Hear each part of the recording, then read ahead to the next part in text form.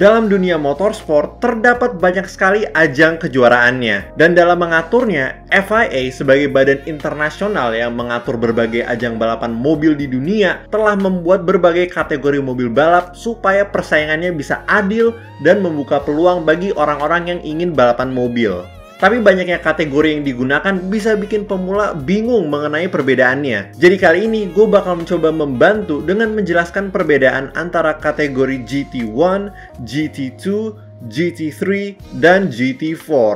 Supaya lebih mudah, gue bakal mulai bahas dari kategori GT1 sampai kategori GT4 secara berurutan. Mulai dari sejarahnya, kapan digunakannya, contoh mobilnya, dan di akhir gue bakal kasih kesimpulan sederhana mengenai perbedaannya. Nah, kategori mobil balap GT1 adalah kategori mobil balap Grand Tourer atau GT yang paling kenceng dan pertama kali dibentuk pada tahun 1994 bersamaan dengan kategori GT2 sebagai kelas di bawahnya. Alasan dari dibentuknya GT1 dan GT2 adalah sebagai pengganti dari kategori Group C yang berhenti digunakan pada akhir tahun 1992. Di mana terdapat banyak tim yang keluar karena terjadinya perubahan peraturan yang membuat biaya yang perlu dikeluarkan terlalu mahal. Pada masa itu juga terlahir berbagai supercar yang keren seperti Ferrari F40 dan Jaguar XJ220 yang membuat banyak orang pengen lihat mobil-mobil ini bersaing dalam sebuah ajang balapan. Nah, kategori GT1 dan GT2 digunakan dalam berbagai ajang balapan yang terkenal seperti pada 24 Hours of Le Mans dan BPR Global GT Endurance Series. GT1 terbukti sebagai kategori yang populer dari tahun 1994 sampai 1998 dengan banyaknya tim yang ikutan serta beragamnya mobil yang balapan seperti McLaren F1 GTR dan Venturi 600 LM. Kemudian kategori GT2 juga nggak sedikit peminat dengan berbagai tim yang mengikutinya serta beragamnya mobil yang digunakan seperti Chrysler Viper GT SR dan Jaguar XJ220. Apa yang ngebedain GT1 dan GT2? Kalau mobil GT1 punya lebih banyak kebebasan dalam modifikasi dan butuh lebih sedikit minimal dibuatnya versi mobil jalanan untuk dapat disetujui untuk bersaing. Sedangkan mobil GT2 merupakan kelas di bawah GT1 sehingga lebih dibatasi dalam komponen yang bisa dimodifikasi, punya power yang lebih sedikit, dan harus dibuat sekitar 200 unit versi jalanan dari mobilnya agar dapat disetujui untuk bersaing. Tapi kategori GT1 cuma bertahan sampai 1998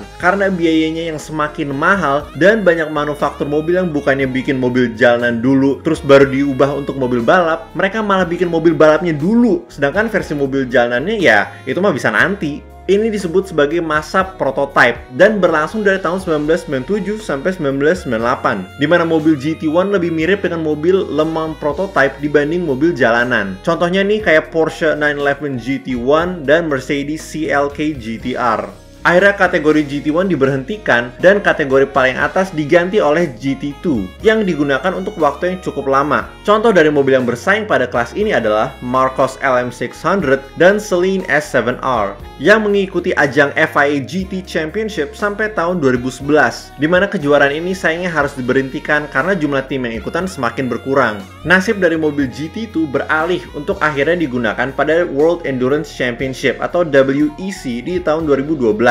Dan nama GT2 diganti menjadi GTE atau Grand Touring Endurance dan digunakan pada WEC sampai tahun 2023 dengan berbagai mobil yang digunakan seperti Ferrari 488 GTE dan Porsche 911 RSR GTE. Kemudian terdapat kategori GT3 yang dibentuk pada tahun 2006.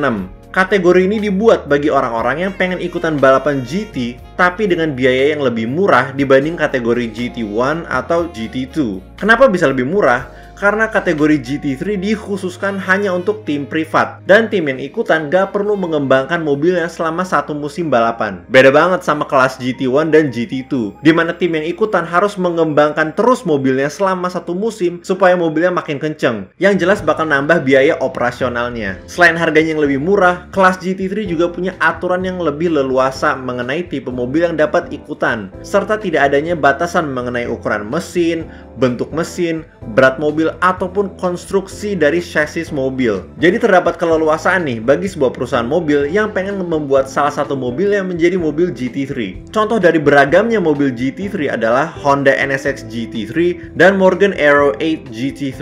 Kelihatan beda banget kan kedua mobil ini? Itu menunjukkan seberapa beragamnya mobil GT3 yang digunakan. Dengan beragamnya mobil yang bersaing, mungkin lu bertanya, apakah balapannya bakal seimbang? Justru nih, kategori GT3 menyajikan balapan yang seimbang banget karena nggak ada satu mobil yang lebih kenceng dari yang lain. Kok bisa? Itu karena digunakannya formula Balance of Performance atau BOP, di mana setiap mobil yang bersaing, mau seberapa beda spesifikasinya antar satu sama lain, bakal dibuat supaya memiliki kemampuan yang setara. Misalnya dengan dibatasi jumlah udara yang bisa masuk ke dalam mesin, menambah atau mengurangi beban mobil, mengatur aerodinamika mobil, dan upaya lainnya supaya kemampuan dari setiap mobil yang bersaing itu sama. Jadi sederhananya yang cepat dibikin lambat, dan yang lambat dibikin lebih cepat supaya jadi seimbang.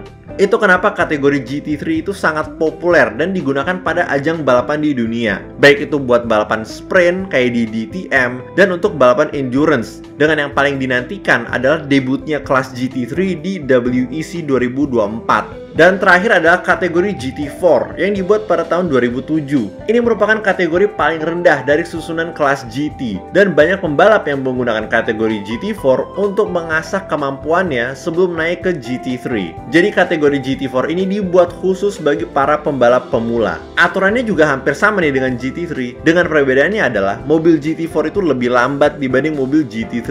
Itu juga yang membuat kategori ini yang paling murah karena sangat dibatasi apa yang bisa dimodif. Bahkan bisa dibilang, mobil GT4 itu punya banyak kemiripan dengan versi jalanannya, yang membuat mobil GT4 jauh lebih murah dibandingkan mobil GT3. Contoh beberapa mobil yang digunakan untuk kategori ini adalah Mercedes-AMG GT4 dan McLaren 570S GT4. Jadi apa kesimpulannya dari keempat kategori itu? Kesimpulannya adalah GT1 adalah yang paling kenceng, kemudian GT2, GT3, dan terakhir yang paling lambat adalah GT4. Jadi semakin besar angkanya, semakin lambat mobilnya. Oke guys, sampai situ dulu untuk video kali ini. Semoga video ini bisa membantu dan kalian bisa lebih memahami mengenai perbedaan kategori mobil balap GT1, GT2, GT3, dan GT4. Memang buat pemula hal-hal kayak gini bisa bikin bingung. Makanya gue coba untuk jelasin sesederhana mungkin. Jadi gimana pendapat kalian tentang berbagai kategori GT di atas? Apakah ada satu kategori yang kalian lebih suka atau semuanya suka? Kasih tau di kolom komen ya. Kalau kalian suka video kali ini, jangan lupa untuk like. Kalau nggak suka silahkan dislike. Dan kalau suka banget, jangan lupa untuk subscribe. Makasih banyak guys.